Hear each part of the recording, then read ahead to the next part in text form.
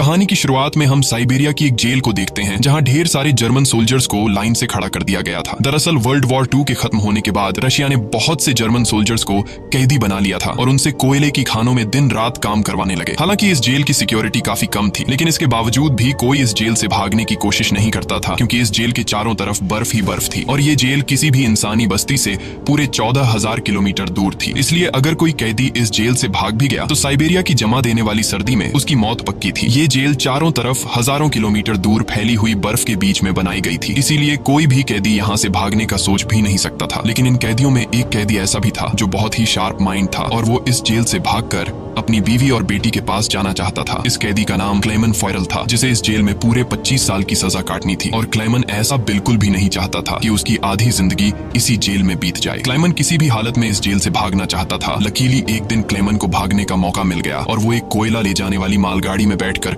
इस जेल से भाग निकला। अब जेल के बाहर जब उसने खुले आसमान में सितारों को देखा तो वो खुशी से झूम उठा, लेकिन ये खुशी कुछ ही देर की मेहमान थी। थोड़ी दूर चलने के बाद उस मालगाड़ी को रोक दिया गया और जब क्लेमन ने बाहर झांक कर देखा तो एक रशियन सोल्जर बंदूक ताने उसके सामने खड़ा था। बदकिस्मती से यहाँ क्लेमन पकड़ा गया और जेल से भागने के जुर्म में उसे एक ओपन एयर सेल में बंद कर दिया गया। सर्दी बहुत ज्यादा थी और रात में होने वाली बारिश ने क्लेमन की हालत खराब कर दी थी। उस सेल में क्लेमन को कुछ घंटों के लिए नहीं बल्कि पूरे 2 दिनों तक रखा गया। अब पूरे 2 दिन बाद अगली सुबह जेल का वार्डन उसके पास आया और उसे सेल से बाहर निकालकर उससे कुछ भी टॉर्चर नहीं किया गया, बस सिर्फ ये बोला कि तुम्हारे साथी बेसब्री से तुम्हारा इंतजार कर रहे हैं। अब जब क्लेमन अपने साथियों से मिला तो वो सब लाठियां और डंडे लेकर उसका इंतजार कर रहे थे। वो सब क्लेमन पर बहुत गुस्सा थे क्योंकि क्लेमन के भागने की वजह से उन सबको पिछले 2 दिनों से भूखा रखा गया था और क्लेमन को अब वार्डन की बात समझ में आ गई कि उसने क्यों कहा था कि तुम्हारे साथी तुम्हारा इंतजार कर रहे हैं। अब क्लेमन को देखते ही बाकी कैदियों ने उस पर हमला कर दिया और उसे बहुत बुरी तरह से मारा। इस मारपीट में क्लेमन इतना जख्मी हो गया कि उसे जेल के हॉस्पिटल में एडमिट करना पड़ा। इस जेल का डॉक्टर भी एक जर्मन कैदी था। जैसे ही क्लेमन होश में आया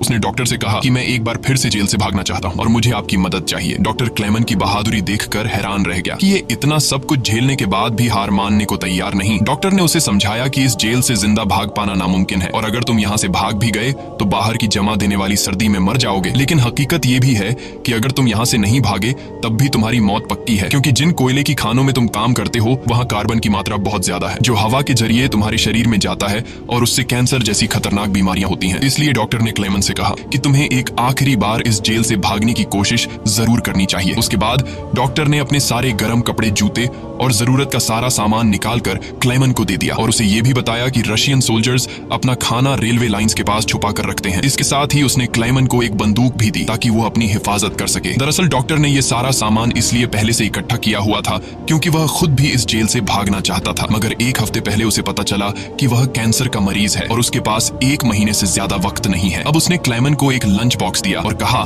कि अगर तुम जिंदा बच गए तो मेरी फैमिली तक ये लंच बॉक्स पहुंचा देना और कहना कि मैं इस दुनिया में अब नहीं रहा। यहाँ एक बार फिर से रात के अंधेरे में क्लेमन दोबारा भाग निकला और इस बार उसने मालगाड़ी की बजाय पैदल चलने का फैसला किया। वो पूरी रात पैदल चलने के बाद सुबह भी चलता रहता है क्योंकि उसे डर रहता है कि कहीं रशियन सोल्जर उसे पकड़ न ले। अब जब सुबह वार्डन को पता चला कि क्लेमन जेल से फरार हो चुका है तो वो सीधा डॉक्टर से पूछताछ करने उसके कमरे में पहुंचा, लेकिन उसके पहुंचने से पहले ही डॉक्टर ने अपनी जान ले ली थी क्योंकि उसे पता था कि क्लेमन के भागने की खबर सुनने के बाद वार्डन मुझे बहुत तड़पा कर मारेगा। इसके बाद वार्डन ने कई रशिया सिपाहियों को क्लेमन की तलाश में भेजा और उसे जिंदा पकड़कर वापस लाने का हुक्म दिया, लेकिन कई दिनों की तलाश के बाद भी उसे क्लेमन का कोई पता न चल सका। क्लेमन की खुशकिस्मती ये थी कि बर्फबारी स्टार्ट होने की वजह से उसके पैरों के निशान मिटते जा रहे थे, जिससे क्लेमन को ढूंढना मुश्किल पड़ रहा था। अब सबको लगने लगा कि क्लेमन इस सर्दी में जमकर मर चुका होगा, मगर वार्डन मानने को तैयार नहीं था क्योंकि वार्डन जानता था कि क्लेमन बहुत स्ट्रॉन्ग है और वो इतनी आसानी से हार नहीं मानेगा, इसलिए उसने तलाश जारी रखने का हुक्म दिया। वहीं दूसरी तरफ हम क्लेमन को देखते हैं जो पूरे जोश के साथ बर्फीले तूफान को पार करते हुए आगे बढ़ रहा था। जेल से भागने के 9 दिन बाद उसे अचानक कुत्तों के भौंकने की आवाज सुनाई दी और जैसे ही वो पीछे मुड़ा उसने एक स्लेज को अपनी तरफ आते देखा। उससे पहले कि वो भागता वो स्लेज उसके पास आ गई और उस पर चढ़ती हुई आगे निकल गई। तभी क्लेमन की आंख खुल गई और उसे पता चला कि वो सिर्फ सपना देख रहा था। दरअसल क्लेमन पिछले 9 दिनों से पैदल चल रहा था और अब उसका खाना भी खत्म हो चुका था। भूख और थकान की वजह से उसका आगे बढ़ना मुश्किल हो गया था, लेकिन इसके बावजूद क्लेमन ने हार नहीं मानी और जैसे तैसे चलता रहा। कुछ दिनों के बाद उसका जिस्म भी जवाब दे गया और वो भूख से बेहोश हो गया। अब कुछ घंटों बाद जब उसे होश आया उसने अपने आसपास एक अजीब सी आवाज सुनी। तभी उसने एक सील को देखा और ये देखते ही उसकी आंखें चमक उठी। उसने फौरन अपनी बंदूक निकाली और पूरी ताकत के साथ निशाना लगाने की कोशिश की, लेकिन थकान और कमजोरी की वजह से उसका निशाना गलत हो गया और वो सील वहां से भागने लगी। क्लेमन, जिसे कई दिनों बाद जिंदा रहने की एक छोटी सी उम्मीद मिली थी, वो इस उम्मीद को हाथ से नहीं जाने दे सकता था। क्लेमन फौरन उसके पीछे दौड़ा, लेकिन दौड़ते वक्त क्लेमन बर्फ टूटने की वजह से पानी में गिर जाता है, जिससे उसके पैर में चोट आ जाती है। लेकिन जख्मी होने के बावजूद वो सील का पीछा करने लगा। क्लेमन जैसे ही गोली चलाने वाला था, वो सील एक चट्टान के पीछे छिप गई। क्लेमन और आगे बढ़ता है और सील को दोबारा देख लेता है। उससे पहले कि वो पानी में जाती, क्लेमन ने अपनी आखिरी गोली चलाई और खुशकिस्मती से वो गोली उसे लग गई। ये देखकर क्लेमन खुशी से झूम उठा, क्योंकि अब सफर के दौरान उसे खाने की फिक्र नहीं थी। कई दिनों के बाद क्लेमन ने पेट भर कर खाना खाया और थोड़ा आराम करके अपना सफर जारी रखा। अब इतने लंबे सफर में क्लेमन बिल्कुल अकेला था और उसके चारों तरफ बर्फ के अलावा कुछ भी न था। इस माहौल में उसकी दिमागी हालत खराब हो सकती थी, इसलिए वो खुद से बातें करता और पॉजिटिव बातें कहकर खुद को आगे बढ़ने के लिए मोटिवेट करता। इसके साथ ही वो हर वक्त कैंपस के जरिए अपने रास्ते को देखता है, ताकि वो इस बर्फीली वादी में कहीं खो न जाए। इसी तरह दिन गुजरते गए और फिर महीने, लगातार 2 महीने चलने के बाद क्लेमन को इस बर्फीले मैदान में एक छोटा सा पेड़ दिखाई दिया। इस पेड़ को देखकर क्लेमन इतना खुश हुआ कि जैसे उसे कोई खजाना मिल गया हो, और वो भागकर उस पेड़ को गले लगा लेता है। दरअसल ये पेड़ इस बात की निशानी थी कि क्लेमन लगातार 2 महीने चलने के बाद अब ये बर्फीला मैदान क्रॉस कर चुका है और आगे जंगल शुरू होने वाला है। थोड़ा ही आगे चलने के बाद ठीक वैसा ही हुआ जैसा उसने सोचा था। अब यहाँ से जंगल शुरू होने वाला था। बर्फ का इलाका खत्म हो रहा था। वो जंगल में बहुत खुश था। वो लकड़ियां इकट्ठा करके आग जलाता है और कई महीनों बाद पहली बार सुकून से सो जाता है। पर अगला दिन उसके लिए सुकून का था या नहीं, ये कोई नहीं जानता। दूसरी तरफ हम वार्डन को देखते हैं, जो अब भी क्लेमन की तलाश में था और उसने अपनी सर्च पार्टी को हुक्म दिया कि वो 500 किलोमीटर के दायरे में क्लेमन की तलाश करे। वहीं क्लेमन एक जंगल से होता हुआ आगे बढ़ रहा था कि अचानक वहां एक बर्फीला तूफान आ गया। ये तूफान इतना तेज था कि बड़े बड़े पेड़ भी जमीन से उखड़कर गिरने लगे। क्लेमन जैसे ही आगे बढ़ने की कोशिश करता है, एक बड़ा सा पेड़ सीधा उस पर गिर जाता है। क्लेमन की किस्मत अच्छी थी कि शाम में 2 आदमी यहाँ से गुजरे जो सोने की तलाश में थे। उन्होंने क्लेमन को देख लिया और वक्त पर उसकी जान बचा ली। उसके बाद ये तीनों एक साथ आगे बढ़े और कई दिनों के सफर के बाद बर्फीले मैदान से बाहर निकल आए। रास्ते में उन्हें एक दरिया मिला, जिसे पार करने के लिए उन्होंने लकड़ी की एक कश्ती बनाई। दरिया पार करते वक्त वह आपस में बातें करने लगे और एक दूसरे को बचपन के किस्से सुनाने लगे। लेकिन इसी बीच दरिया का बहाव तेज हो गया और कश्ती काबू से बाहर होने लगी। ऐसे में एक साथी का तवाजुन बिगड़ गया और वह सीधा पानी में जा गिरा।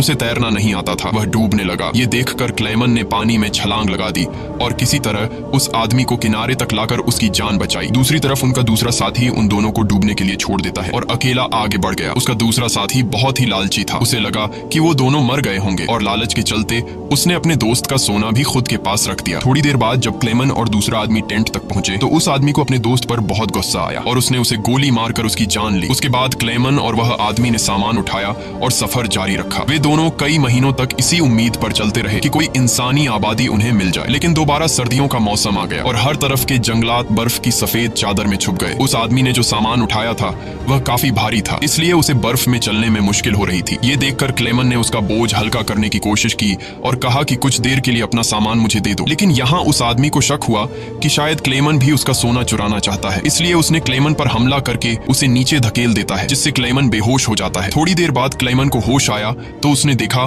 कि भेड़ियों का एक झुंड उसकी तरफ आ रहा है। अपनी जान बचाने के लिए वो एक दरख्त पर चढ़ने लगता है, लेकिन पेड़ पर चढ़ते वक्त एक भेड़िया उसका पांव पकड़ लेता है। लेकिन दरख्त कमजोर था और दरख्त दरमियान से टूट गया, जिससे क्लेमन नीचे गिर पड़ा। अब क्लेमन को लगा कि उसकी मौत पक्की है। तभी अचानक गोली चलने की आवाज आई। क्लेमन ने आंखें खोली तो उसने देखा कि कुछ भेड़िए मर चुके हैं और जो जिंदा थे वह भाग चुके हैं। दरअसल इलाके के शिकारियों ने आकर उसकी जान बचाई। वो उसे अपने गांव ले गए, जहां गांव के लोगों ने उसका इलाज किया। बरसों की मेहनत के बाद क्लेमन एक इंसानी आबादी तक पहुंच चुका था। लोगों को देखकर उसे बेहद खुशी हुई। कई दिनों तक वो गांव में रुका और लोगों ने उसकी खूब खातिरदारी की। एक दिन गांव में एक लेटर आया जो किसी और का नहीं बल्कि खुद वार्डन का था। इसमें लिखा था कि एक जर्मन फौजी हमारी जेल से फरार हो चुका है और अगर किसी ने उसे पनाह दी तो वह गद्दार कहलाएगा। अब ना चाहते हुए भी क्लेमन को यह गांव छोड़ना पड़ा, क्योंकि अगर वो यहाँ से नहीं जाता तो वार्डन इस गांव वालों को भी सजा देते। जाने से पहले गांव के लोगों ने उसे खाने पीने का सामान और एक शिकारी कुत्ता दे देते हैं। इस लंबे सफर में अब क्लेमन का एक साथी भी बन गया है, इसलिए अब उसे अकेलापन महसूस नहीं हो रहा था। वे दोनों कई दिनों तक चलते रहे। रास्ते में उन्हें एक लकड़ी की फैक्ट्री नजर आई और कुत्ता खाने की तलाश में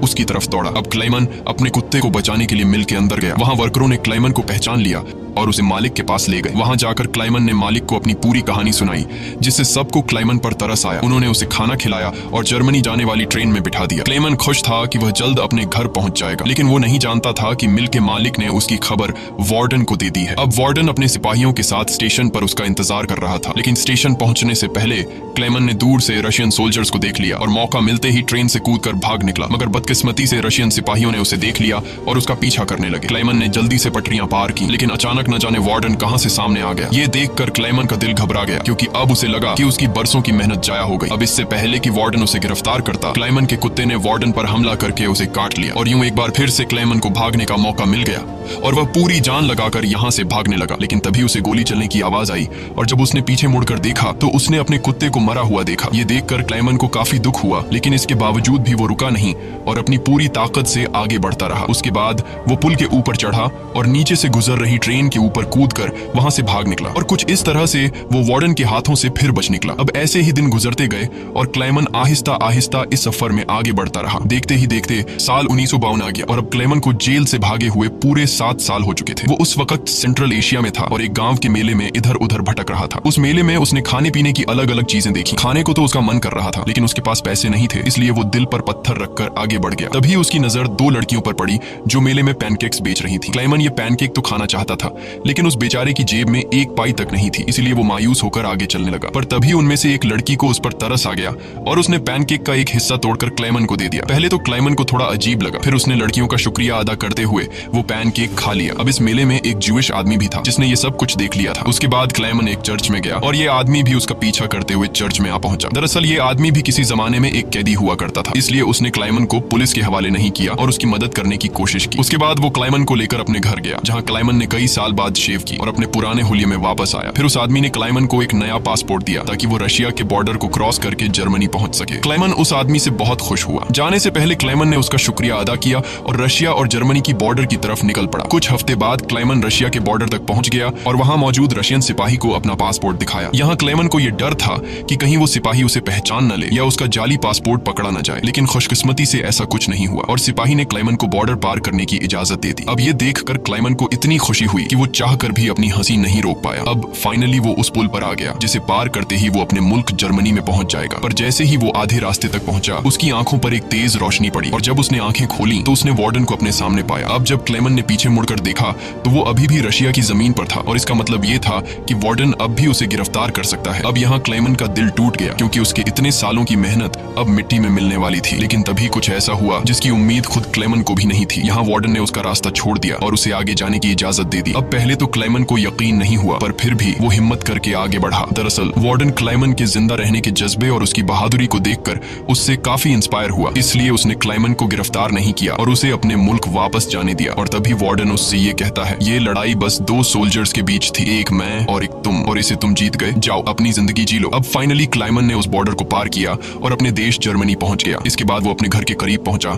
जहां उसने अपनी बेटी और बीवी को देखा। अब थोड़ी देर बाद वो दोनों चर्च जाने के लिए घर से निकलती हैं, तो क्लाइमन भी उनका पीछा करता हुआ चर्च में आ गया। हालांकि क्लाइमन ने अभी तक अपनी बेटी को आवाज नहीं दी थी, क्योंकि उसे उम्मीद थी कि एक दिन जरूर उसके पिता आएंगे। जब उसकी बेटी ने पीछे मुड़कर देखा तो उसने अपने पिता को पहचान लिया और दौड़कर अपने पिता को गले से लगा लिया। अब इतने सालों बाद क्लाइमन को जिंदा देखकर उसकी वाइफ की खुशी का तो कोई ठिकाना नहीं था। फाइनली उन तीनों ने एक दूसरे को गले लगाया और इसी के साथ सच्ची कहानी पर बनाई गई ये फिल्म यहाँ पर खत्म हो गई। उम्मीद है आपको आज की कहानी पसंद आई हो। अगर आपको ये वीडियो अच्छी लगी हो तो इसे लाइक कर देना और चैनल को सब्सक्राइब कर